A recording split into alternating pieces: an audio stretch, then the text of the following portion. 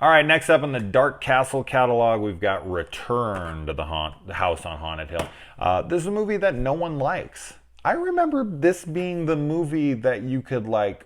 It was like a choose your own adventure movie. In the DVD, you could like play different scenes in an order of like how you chose their decisions.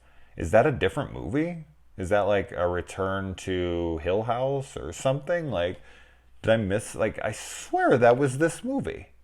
But on this DVD, there is no option like that. But I've seen another version of it where that does happen. I don't know. Maybe I'm crazy. But, anyways, now you've got a guy. This is 8 years after the original. We find out that Sarah, the survivor of the first one, has a sister. And Sarah ends up dying, killing herself. But then we find out she was actually killed for information because this guy wants an idol that is in the house on Haunted Hill, and he makes them go there. Sarah lives in a shithole in this movie, but she had $1 million 8 years ago, although people blow through $1 million very quickly. Maybe she never got the money. I don't know. Maybe that's addressed in this movie and I didn't hear it, but her sister is in charge of this magazine, so I'm assuming she got the money from her sister to make that magazine. As I said, maybe they said that somewhere in the movie and I just missed it. But I feel like the money's never really properly addressed. And no one seems to be looking for the other guy who lived through the last movie, but whatevers. This photographer in the movie, he is taking pictures of naked ladies for the. What a job! He's like, oh man, like somebody's got to do this job. He's making a joke, and there's all these like naked chicks in the background getting ready. Like that would be like putting a crackhead or like a drug addict in charge of a pharmacy. Like there's just no way I could work that job. That would be poison to me. I would go in there and I'd be like, you really expect me to work? Do you really expect me to not try to take every single one of these chicks home? Get the fuck out of here. I could never, ever work a job like that. Although I am a hairdresser and I do women's hair and I work with women all day, beautiful women all the time. So I don't know, but these are like naked women that are putting themselves in provocative ways for the camera. Like my brain would shut down. I don't even know what the hell I would do. And I like that there's continuity in this. And you know, when they see the house looks exactly. It's not a Halloween 5 scenario where Michael's house looks nothing like the one in the original. So the house looks exactly the same. Yes, they use CGI, but I don't care because it looks the same. So good, go ahead, use the CGI.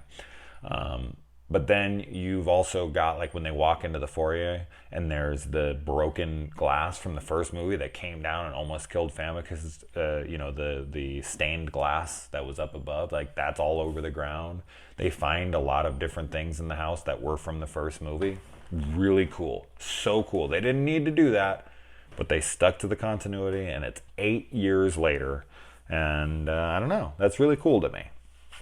The characters in this are nowhere near as good as in the first one. But what I do like about this movie is the nudity. There's a lot of hot naked chicks in this. There's a lesbo scene that is so hot. The chicks that are in that sequence, the ones that come on to the chick mercenary, hot. So hot. And they have incredible tits. Awesome stuff. As I said before in the past, this is the kind of stuff we want in these movies. Tits and gore and chaos. And that's what we get in this. We get some pretty cool kills, some great tits, and some continuity. I'm pretty happy. Most people hate this movie. I ended up enjoying it. And let's see. Oh, and that girl like reaches inside the guy's stomach and it's in his side. Where his like gallbladder would be, and she's like reaching and she's like grabbing inside of him and then like grabs his spine and pulls him through the wall and he snaps backwards and gets pulled through the wall. Awesome. Just awesome. Anytime I see someone kind of like get snapped in half and pulled through something, it always reminds me of the raft in Creepshow 2 when Deke gets pulled through the raft and his leg breaks backwards. Now this one, of course, is the guy breaking the other way, snapping. But anytime I see someone snapped and pulled through something, that's immediately where my brain goes to. But regardless, really, really great kill. Great stuff. So that kill alone, I was having a good time. Lesbo scene is hot. Such hot chicks. Those are my notes, people. Those are my notes. But it, of course, is kind of like a Shining homage because she's like making out with this super hot naked chick, and then she like takes a step back and sees that she's actually like a rotting corpse. Very, very much a Shining reference. And then we actually get to see, when she touches them, we get to see the tragic romance of these two women characters, these lesbian characters that she's making out with. They were pulled apart in the asylum and tortured. So they had like this like torrid little love affair in the asylum, and then they were found out and separated and tortured. So they're these tortured souls who never got to be together. Although while they're in the house, they do get to be together. So, I mean, they should be kind of happy, but it's still tragic that happened to them. And, oh, wait, maybe this is the one. I said in the last one that the guy's face getting cut off looked really cool because I put face cut off in the other notes, but this is the one. Oh, the guy's entire face is missing. Oh, that's what I was talking about. Okay, so in the last one, here's an amendment for my last review. The guy that he has on the control panel, who's an actor I'm actually familiar with, I just can't remember who it is at the moment. He comes in and the guy's whole face is hollowed out. All that's left is like the top of his skull and like the bottom, and like the whole inner is like I got a donut hole just missing, ripped out of his face. Awesome. I can play, and then this is the one where Combs comes up with the scalpel, and then the guy's face kind of like falls and falls onto the ground. Awesome looking kill. So it's in the, okay, this is where it happened. I was actually thinking that when I said it, but then when I wrote those notes and I was like, oh, that did happen in the first one? I thought it happened in the second one. It did happen in the second one, so I was right. I should have freaking paid attention. Then the guy, the fighter guy, he gets like the towel or bed sheets wrapped around his wrist, which of course reminds me of Coach Schneider in Nightmare on Elm Street 2, Freddy's Revenge, when Snyder's like whipped. But he gets tied up on all his things, and then he gets one arm ripped off, and then he's completely quartered, and it rips his body apart, and blood and limbs and gore and freaking innards fly everywhere. Cool kill, man. Really, really cool kill. So anytime any guy's pulled on either end and is quartered like that, good stuff. She gets out of the house before the lockdown and then comes back in because she loves the dude and wants to save him. Why the guy gets shoved in the water and then the other chick has to jump in for him and he's out cold and she's not, makes no sense to me.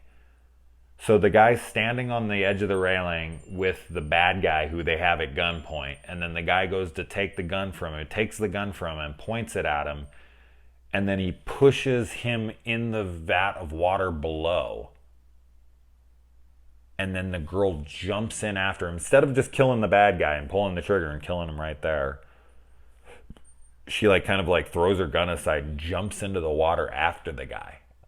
But he fell the same distance she did. And then when she gets in the water, he's out cold. Am I missing something in this scene? Did he like hit him over the head, knock him out, and throw him in? All I saw was he pushed him in the water. Am I fucking crazy on this?